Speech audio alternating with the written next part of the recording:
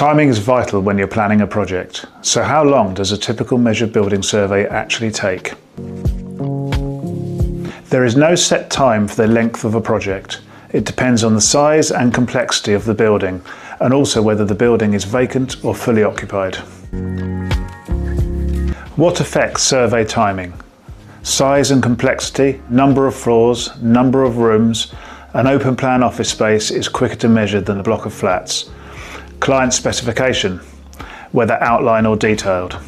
Site conditions, poor access, poor lighting, restricted areas, locked doors and unhelpful tenants will all add to the time it takes.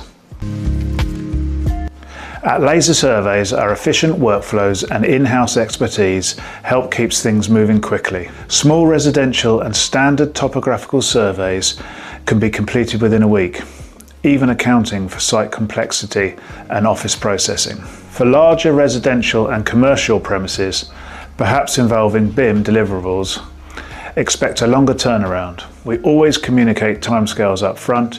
If you need a reliable land survey to fit urgent timescales, contact us, as we can normally find a way to help.